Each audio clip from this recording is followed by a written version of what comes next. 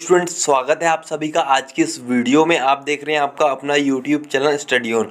सो बच्चों, आज की इस वीडियो में हम आपको छिंदवाड़ा विश्वविद्यालय के बीएससी प्रथम वर्ष के भूगर्भ शास्त्र जियोलॉजी के जो है प्रथम पेपर का संपूर्ण सॉल्यूशंस वीडियो के माध्यम से प्रोवाइड करने वाले हैं। और साथ ही स्टूडेंट्स, हम आपको बताएंगे कि आप इसका पीडीएफ का सॉल्यूशन का जो पीडीएफ कैसे डाउनलोड कर सकते हैं। तो वीडियो में लास्ट तक बने रहो स्टूडेंट्स। हम आपको बता दें कि आपके सभी पेपर इस चैनल के माध्यम से आपको जो सॉल्यूशन आपको प्रोवाइड करवाया जाएगा।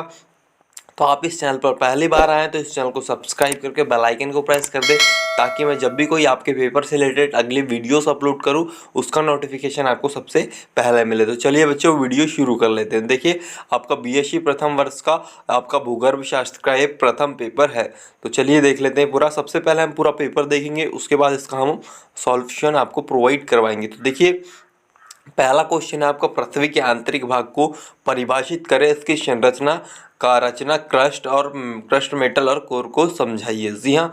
उसके बाद स्टूडेंट्स, आपका अगला में अथवे में जो आपको पूछा गया है, ज्वालामुखी क्या है, इसके प्रकारों, उत्पाद और वितरण का विस्तार से वर्णन करो। इसी के साथ स्टूडेंट्स, आपको आगे देखिए क्वेश्चन नंबर 2 में आपको देखिए आइसोस्टॉक्सी की अवधारणा और सिद्धांतों की व्याख्या करें।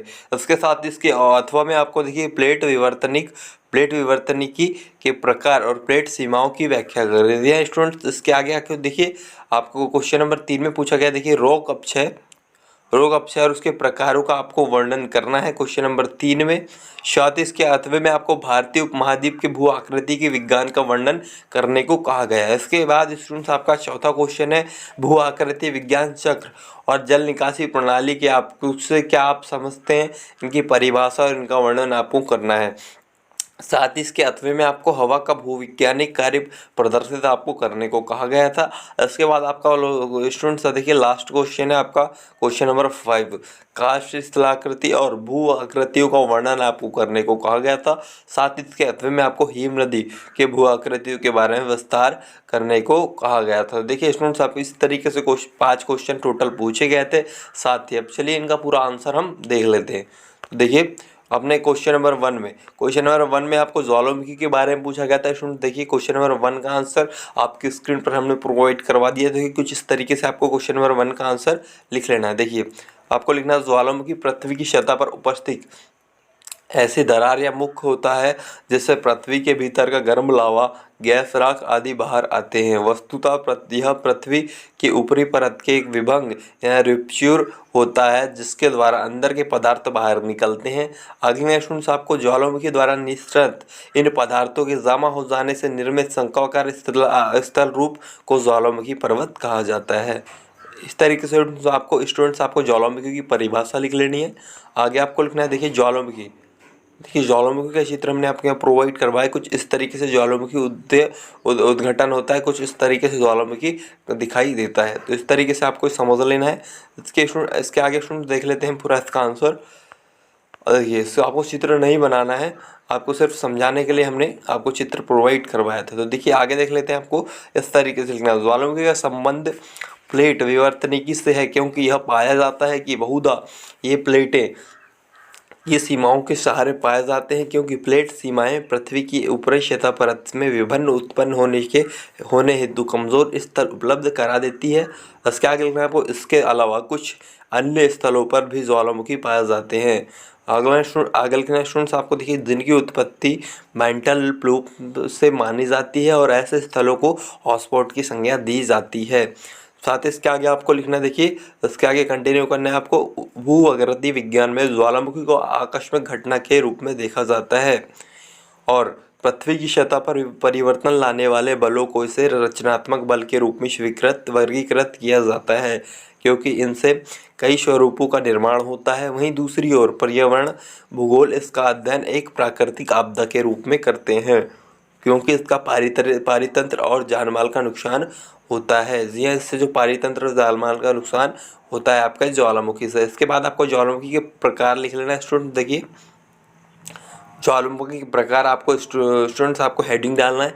और सबसे पहला आपका जाएगा देखिए सक्रियता के आधार पर। सक्रियता के आधार पर स्टूडेंट्स देखिए आपके ज्वालामुखी कितने होते हैं। देखिए ज्वालामुखी पहला आपका होता है सक्रिय या जागृत ज्वालामुखी। आपको ये पहला पॉइंट में डाल लेना है और उसमें लिखना है सक्रिय या जागृत ज्वालामुखी। इसमें आपको वर्णन करना है भूवैज्ञानिक में सक्रियता को लेकर मतैक्य नहीं है, लेकिन अगर कोई ज्वालामुखी वर्तमान में फट रहा है, उसके जल्द ही फटने की आशंका हो या फिर उसमें गैस रिसने, धुआं या फिर लावा उगलने या भूकंप आने जैसे सक्रियता चिन्ह हो तो उसे सक्रिय माना जाता है। इस तरीके से पहले पॉइंट में स्टूडेंट्स आपको ये सभी जो है पूरा वर्णन कर लेना है। इसके बाद आपका सेकंड स्टूडेंट देखिए मृत ज्वालामुखी।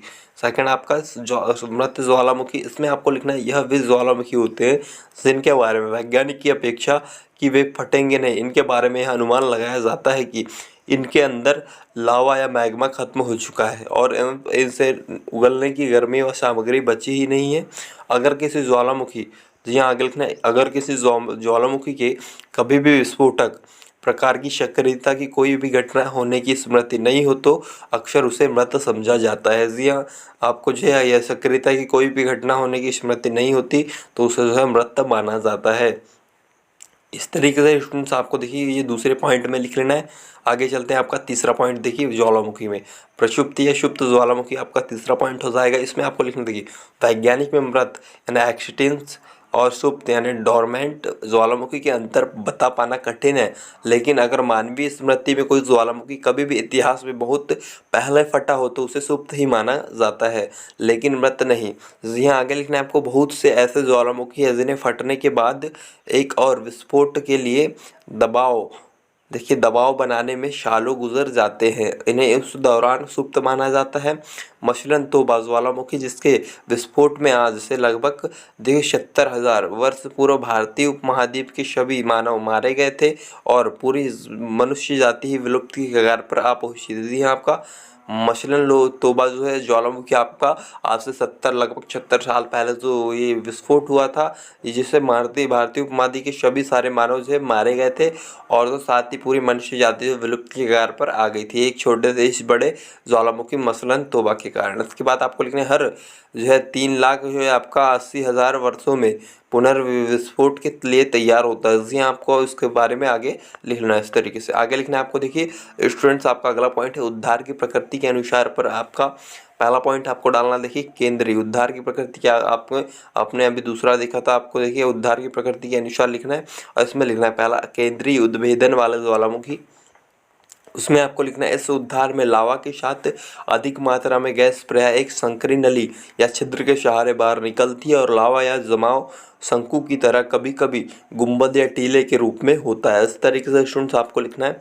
आगे लिखना है आपको देखिए कुछ इस तरीके से, अर्थात वे ज्वालामुखी जिनके विवर या मुख कुछ 100 फीट से भी अधिक नहीं होते और इसका आकार गोल या करीब करीब गोल होता है तथा इनसे गैस लावा तथा विखंडित पदार्थ अधिक मात्रा में विस्फोट या उद्भेदन के साथ आकार में काफ़ी ऊंचाई तक प्रकट होते हैं, केंद्रीय उद्वार वाले ज्वालामुखी कहलाते हैं।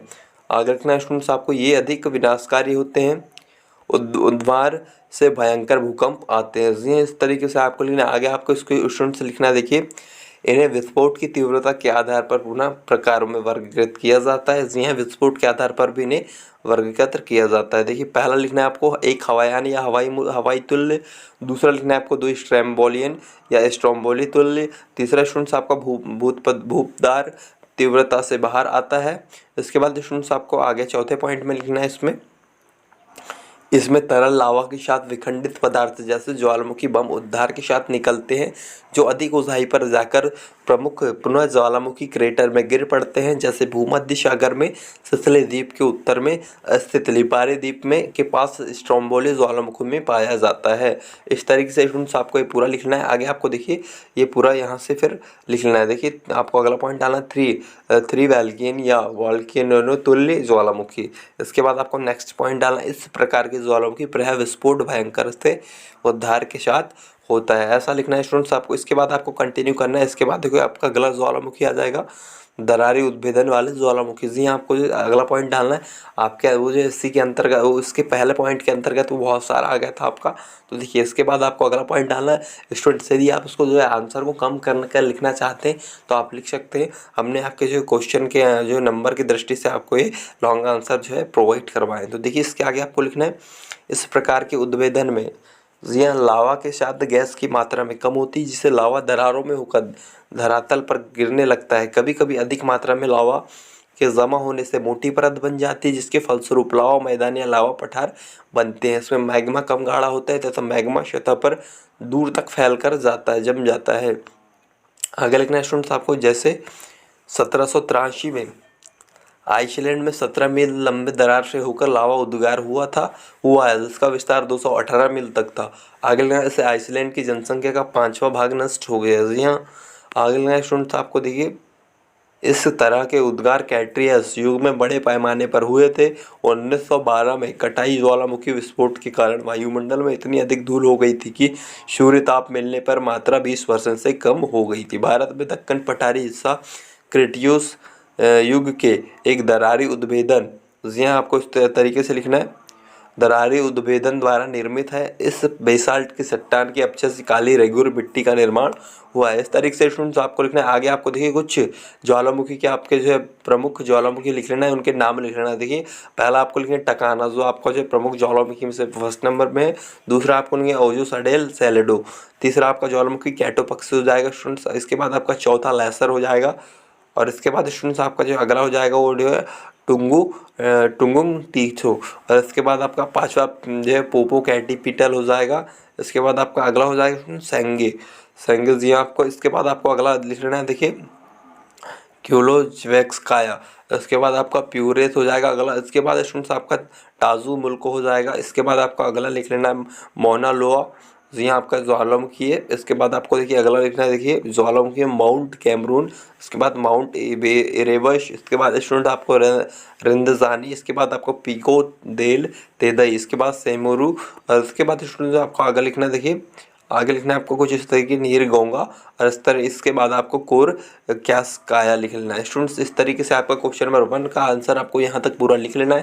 क्वेश्चन नंबर 1 का आंसर आपका कंप्लीट होता है। यदि आप क्वेश्चन के आंसर जो कम कर लिखना चाहते हैं तो आप अपने हिसाब से इसे कम एडजस्ट करके पूरा लिख सकते हैं। हमने आपको आपके नंबर के हिसाब से आंसर प्रोवाइड करवाया है। तो चलिए अब दूसरा क्वेश्चन देख लेते हैं।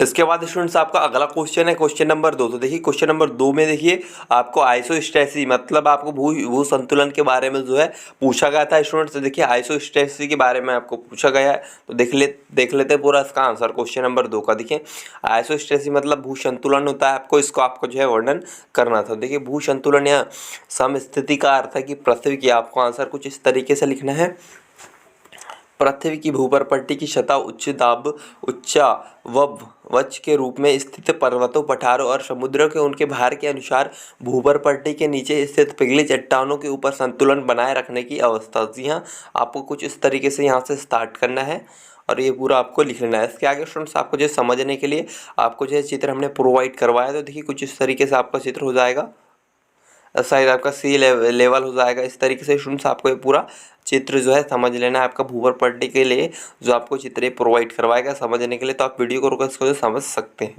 या फिर आपको उतारना है तो आप उतार भी सकते हैं चित्र को। चलते हैं आगे। देखिए जिस तरीके से जो है चित्र में दर्शाया गया है ये आपका जो है उसका जो है पूरा आपका जो है ये लिखा हुआ है। देखिए वीडियो को रोककर आप पूरा इसका आंसर लिख सकते हैं। ये सर जॉर्ज एरी का भू संतुलन मॉडल है जो उन्होंने दिया था। इसके आगे आपको लिखना है स्टूडेंट, देखिए इसके आगे का आंसर देखिए आपको कुछ इस तरीके से लिखना है। पृथ्वी का स्थलमंडल अपने नीचे स्थित देखिए एस्थेनोस्फीयर का एक प्रकार से तैरता हुआ स्थित है और संतुलन के लिए आवश्यक माना जाता है कि धरातल पर ऊंचे पर्वतीय पठार है, वहाँ स्थलमंडल की मोटाई अधिक है और इसका निचला हिस्सा पर्वतों की जड़ों की एस्थेनोस्फीयर में गहराई तक घुसा हुआ है। इस तरीके से स्टूडेंट्स आपको लिखना है। आगे आपको लिखना है पर्वतों के नीचे स्थलमंडल के इस नीचे देखिए एस्थेनोस्फीयर में प्रविष्ट भाग अथवा समुद्र के नीचे कम गहराई तक घुसे भाग की संतुलन की व्याख्या करने वाले 3 मॉडल प्रस्तुत किए गए। आगे आपको लिखना है, देखिए आइसोस्टेसिक शब्द का सर्वप्रथम प्रयोग जो क्लेसरेंस डटन यानी क्लेसरेंस डटन ने 1890 में किया था। जी हाँ, आपको आइसोस्टेसी का जो है प्रथम जो है भू संतुलन का प्रथम जो है प्रयोग क्लेसेंट डटन ने किया था। इसके बाद स्टूडेंट्स आपको लिखना है, देखिए आगे, इस तथ्य का उद्भव सन 1859 में उत्तरी भाग त्रिकोणमिति सर्वेक्षण के साथ हुआ। कल्याण जो हिमालय की तलहटी में स्थित है और कल्याणपुर की जो उससे लगभग 375 मील की दूरी पर स्थित है, दूरी त्रिकोणमिति सर्वेक्षण से ज्ञात की। इस दूरी की खगोलात्मक आधार पर ज्ञात दूरी में 5 सेकंड यानी 500 फुट का अंतर पड़ा। इसके आगे लिखना है स्टूडेंट्स आपको, यह अंतर हिमालय के आकर्षण के फलस्वरूप था, जिसका प्रभाव साउला रेखा प्लम्ब लाइन पर पड़ा और वह एक और हट गया। प्लांट ने बतलाया कि विशाल हिमालय से प्रभाव से इस दूरी में 15 सेकंड का अंतर पड़ना चाहिए था। इसके आगे स्टूडेंट्स आपको लिखना है, देखिए ये पूरा आपका क्वेश्चन नंबर 2 का आंसर है। देखिए यदि आप कम कर लिखना चाहते हैं तो आप अपने हिसाब से एडजस्ट करके लिख सकते हैं, आपके नंबर के हिसाब से हमने आपको आंसर प्रोवाइड करवाया है। इसके बाद देखिए, अतः यह प्रश्न उपस्थित था कि किन कारणों से हिमालय पर्वत का पूरा जो प्रभाव शाहुल सूत्र पर नहीं पड़ा। इस त्रुटि को इस मान्यता का आधार पर समझाया गया कि पर्वतों के नीचे पृष्ठीय क्षेत्र में शांति की कमी है, अर्थात गहराई तक शिलाओं का घनत्व अपेक्षाकृत कम है। आगे लिखना है स्टूडेंट्स आपको, देखिए भू संतुलनवाद, यहाँ आपको जिसको आइसोस्टेसी कहा जाता है, के अनुसार यहाँ आपको देखिए विशाल भू रचनाएं जैसे ऊंची पर्वतमालाएं, पठार, मैदान आदि की संतुलन की अवस्था में रहते हैं। चिप्पड़ की इन भिन्न भिन्न इकाइयों का भार समुद्र की सतह के नीचे एक समतल पर समान है। इसके आगे स्टूडेंट्स इसे भूदापद पूर्वी स्तर कहा जाता है, जिसे कॉम्पेंसेशन लेवल भी कहा जाता है इंग्लिश में। इसके बाद स्टूडेंट्स आपको लिखना है, इस विचारधारा को समझने के लिए एरी ने पानी पर तैरते हुए लकड़ी के लट्ठों का उदाहरण रखा। इन लट्ठों के अनुप्रस्थ काट को समान होनी चाहिए, पर इनकी लंबाई भिन्न हो सकती है। आगे स्टूडेंट्स आपको लिखना है, देखिए पानी में संतुलन की अवस्था में मोटे लट्ठे पतले लट्ठों की अपेक्षा जल में ऊपर अधिक ऊंचाई तक निकलते रहते हैं और जल के नीचे अधिक गहराई तक डूबे रहते हैं। आगे स्टूडेंट्स आपको लिखना है, देखिए पृथ्वी का पृष्ठभाग भी अपने से अधिक घनत्व वाले अर्ध स्तर पर बर्फ की भांति तैर रहा है।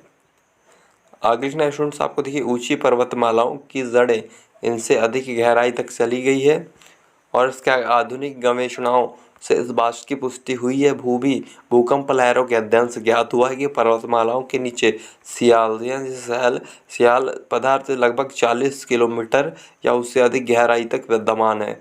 आगे स्टूडेंट्स आपको लिखना है कि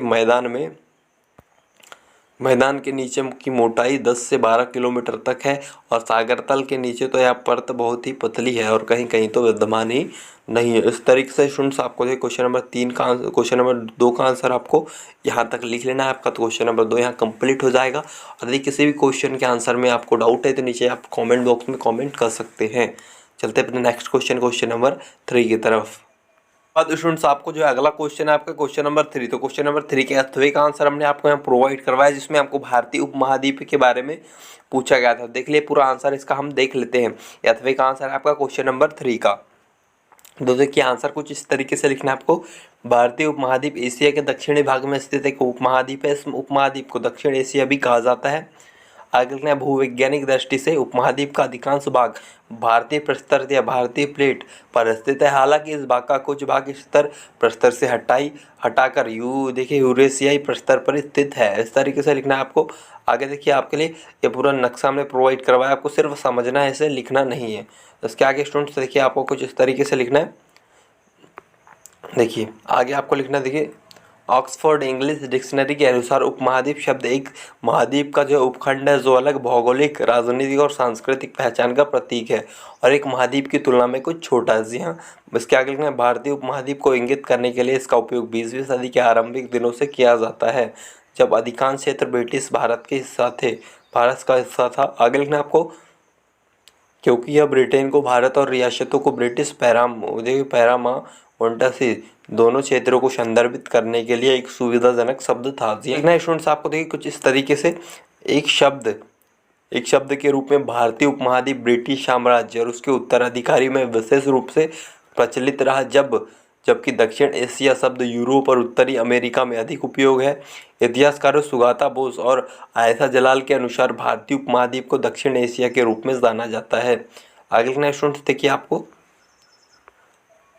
इंटोलॉजिस्ट रोबांडी इंडेन का तर्क है कि दक्षिण एशिया शब्द उपयोग अधिक व्यापक हो रहा है क्योंकि यह स्पष्ट रूप से पूर्वी एशिया के क्षेत्र से अलग करता है, जबकि दक्षिण एशिया एक अधिक सटीक शब्द है जो समकालीन राजनीतिक सीमांकन को दर्शाता है और भारतीय उपमहाद्वीप शब्द का स्थान ले रहा है।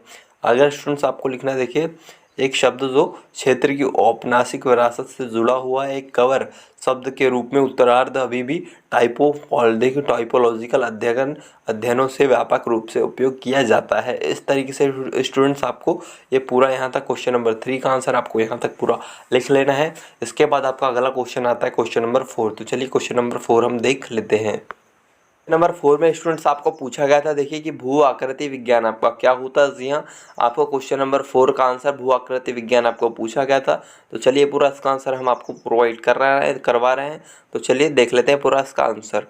भू आकृति विज्ञान में जियोमोर्फोलॉजी, जी हाँ आपको ग्रीक पृथ्वी, जी हाँ आकृति और जो लोगिस अध्ययन भू आकृति और उनको आकार देने वाली प्रक्रियाओं का वैज्ञानिक अध्ययन है तथा अधिक व्यापक रूप में उन प्रक्रियाओं का अध्ययन है जो किसी भी ग्रह के उच्चावच और स्थल रूपों को नियंत्रित करती है। इस तरीके से आपको लिखना है पहले। उसके आगे स्टूडेंट्स आपको लिखना है, देखिए भू आकृति वैज्ञानिक यह समझने की कोशिश करते हैं कि भूदृश्य जैसे जैसे दिखते हैं वैसा दिखने के पीछे का कारण क्या है। उसके आगे लिखना है वे भू आकृति के इतिहास और उनकी गतिकी को जानने का प्रयास करते हैं और भूमि अवकलन भौतिक परीक्षण संख्यात्मक मॉडलिंग के एक संयोजन के माध्यम से भविष्य के बदलावों का पूर्व अनुमान करते हैं। आगे लिखना स्टूडेंट्स आपको, देखिए भू आकृति विज्ञान का अध्ययन भूगोल भू विज्ञान और देखिए भूगणित इंजीनियरिंग भू विज्ञान पुरातत्व और भू तकनीकी इंजीनियरिंग में किया जाता है और रुचि का यह व्यापक आधार इस बात के तहत अनुसंधान शैली और रुचियों की व्यापक विविधता को उत्पन्न करता है। भू आकृति विज्ञान के जन्मदाता पेशल को माना जाता है। इस तरीके से आपको लिखना है स्टूडेंट्स। आपको देखिए आगे आपको देखिए पृथ्वी की सतह आपको चित्र आपको समझने के लिए प्रोवाइड करवाया गया है। आपका देखिए आगे आपको देखिए इस तरीके से आपको ये लिख लेना है। देखिए पृथ्वी की सतह प्राकृतिक और मनोवोद्धव विज्ञान संबंधी प्रक्रियाओं के संयोजन की प्रतिक्रिया स्वरूप विकास करती है और सामग्री जोड़ने वाली और उसे हटाने वाली प्रक्रियाओं के बीच संतुलन के साथ जवाब देती है। आगे लिखना स्टूडेंट्स आपको, देखिए ऐसी प्रक्रिया स्थान और समय के विभिन्न पैमानों पर कार्य कर सकती है। देखिए सर्वाधिक व्यापक पैमाने पर भूदृश्य का निर्माण विवर्तनिक उत्थान और ज्वालामुखी के माध्यम से होता है, अनाच्छादन कटाव और व्यापक बर्बादी से होता है जो ऐसे तलछट का निर्माण करता है जिसका परिवहन और समाप्त भूदृश्य के भीतर या तट से दूर कहीं अन्य स्थान पर हो जाता है। उत्तरोत्तर छोटे पैमाने पर इसी तरह की अवधारणा लागू होती है। आगे लिखना, जहाँ इकाइयाँ भू आकृति योगशील यानी विवर्तनिक और तलहटी और घटाव प्रक्रियाओं के संतुलन के जवाब में विकसित होती है।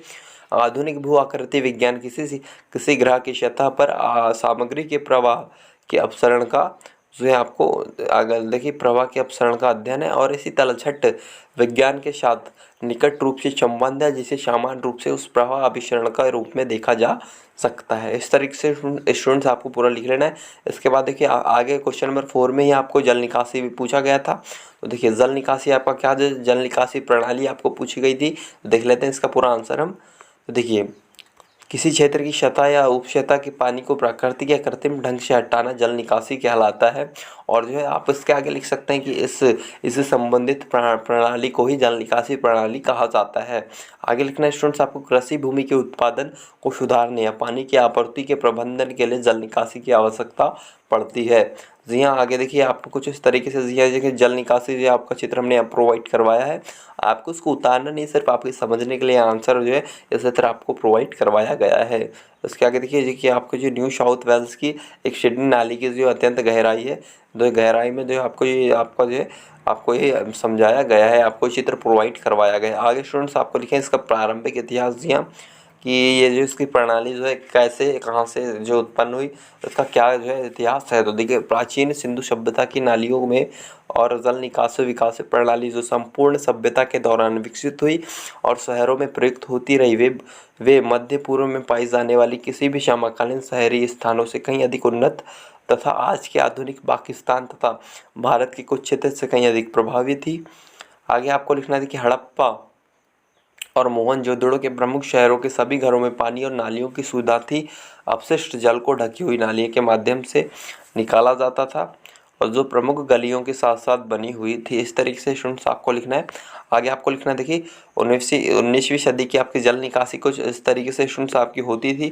तो देखिए आंसर आपको ये अब चित्र आपको प्रोवाइड किया गया आपके समझने के लिए। आगे देखिए आपको देखिए आपका क्वेश्चन नंबर 4 यहाँ पर जो है आपका कंप्लीट हो जाएगा। इसके बाद है आपका ये 1881 की हाउस होल्ड साइक्लोपीडिया से जो है ये जो है आपकी जो है इस तरीके से जल निकासी की व्यवस्था की गई थी। तो इस तरीके से आपका क्वेश्चन नंबर 4 यहाँ पर कंप्लीट होता है। चलते हैं अपने नेक्स्ट क्वेश्चन नंबर 5 की तरफ। फ्रेंड्स इसके बाद आपका अगला क्वेश्चन है क्वेश्चन नंबर 5। तो इसमें आपको पूछा गया देखिए कास्ट, जी हाँ कास्ट आपको पूछा गया था। तो देखिए इसका आंसर हमने आपको पूरा प्रोवाइड करवाया है। देखिए आपको कुछ इस तरीके से कुछ प्रश्न क्रमांक 5 का उत्तर लिखना है। कास्ट स्थलाकृतियाँ जैसे कास्ट जो है टोपोग्राफी सामान्यतः घुलनशील चट्टानों वाले क्षेत्रों में जल की क्रिया द्वारा बनी स्थलाकृतियाँ हैं। इनका नामकरण युगोस्लाविया के कास्ट प्रदेश के आधार पर हुआ। जैसे ये स्थल रूप बहुतायत पाए जाते हैं। आगे लिखना है आपको भारत में ऐसी स्थलाकृति रीवा के पठार, रांची पठार और चित्रकूट के पास पाई जाती है। आगे लिखना है स्टूडेंट्स आपको देखिए कुछ इस तरीके से गुप्तदान कंदरा एक ऐसी ही गुफा है जो कास्ट प्रक्रमों द्वारा निर्मित है। भारत में कास्ट स्थलाकृति का प्रभाव बस्तियों के बनने और उनके प्रतिरूप पर भी पड़ा है। जी हाँ। आगे स्टूडेंट्स आपको देखिए ये कुछ आपकी जो है कास्ट स्थलाकृति आपको यहाँ पर प्रोवाइड करवाई गई है। आपको चित्र के माध्यम से इसको समझने को जो है समझने के लिए प्रोवाइड करवाया गया है। आगे स्टूडेंट्स आपको देखिए ये चीन की जो है आपकी कास्ट स्थलाकृति जो गोलिन चीन की है, तो उसका आपको देख लेना समझ लेना है। देखिए जैसे चूना पत्थर के क्षेत्रों में जल की क्रिया के कारण कास्ट स्थलाकृतियों का निर्माण होता है। जी आपके चूना पत्थर जैसे क्षेत्रों में जल की क्रिया जो चूना पत्थर की जो है क्रिया जल से होती है, तो इस कास्ट स्थलाकृति का निर्माण होता है। आगे लिखना है जैसे चूना पत्थर के क्षेत्रों में जल की क्रिया के कारण कास्ट स्थलाकृति का निर्माण होता है। कास्ट स्थल रूपों के में कुछ प्रमुख है। जी आपको कास्ट स्थल रूपों में प्रमुख देखिए आपके आकृति कंदरा, दूसरा आपको कास्ट खिड़की, तीसरा आपको पोर्नार्स, चौथा आपका अश्रुताश्म हो जाएगा। इसके बाद आपका 5वां स्टूडेंट देखिए कुछ इस तरीके से निश्रुताश्म, गुहा स्तंभ है, हेलिक्लाटाइड, इसके बाद निस्संदाश्म। इस तरीके से आपका जो स्टूडेंट्स आपको यहाँ तक पूरा क्वेश्चन नंबर 5 का आंसर देखिए आपका ज्वालामुखी के नहीं आपके सॉरी आपके जो स्थल कास्ट स्थलाकृतियों के आपके ये रूप है कुछ प्रमुख। तो इस तरीके से आपको यहाँ तक पूरा इसका वर्णन करने ला है। तो इस तरीके से आपका क्वेश्चन नंबर 5 भी कंप्लीट हो जाएगा। तो आपके सभी क्वेश्चन के आंसर जो कंप्लीट हो जाएंगे। तो उम्मीद है बच्चों कि आपके सभी क्वेश्चन के आंसर से आप श्योर होंगे। यदि किसी भी क्वेश्चन के आंसर में कोई डाउट है तो आप नीचे कमेंट बॉक्स में कमेंट कर सकते हैं। और साथ ही जो है आपके सभी पेपर के सॉल्यूशन चैनल पर अपलोड किए जाएंगे। तो अभी तक आपने इस चैनल को सब्सक्राइब नहीं किया तो सब्सक्राइब करके बेल आइकन को प्रेस कर ले, ताकि मैं जब भी कोई नेक्स्ट वीडियो आपके पेपर का सॉल्यूशन अपलोड करूं तो उसका नोटिफिकेशन आपको सबसे पहले मिले। और साथ ही स्टूडेंट्स आप जो इसका PDF डाउनलोड करने के लिए नीचे आपके BSc के फर्स्ट ईयर का आपका ग्रुप का लिंक आपको प्रोवाइड करवाया गया है। तो वहाँ से जुड़कर आप इसका जो सभी पेपर के आपके सॉल्यूशन और साथ ही हो सकता है कि हम आपको वहाँ PDF प्रोवाइड कर दें। तो उम्मीद है बच्चों मिलते हैं नेक्स्ट वीडियो में नेक्स्ट सॉल्यूशन के साथ। जब तक ले टेक केयर, जय हिंद, बाय बाय।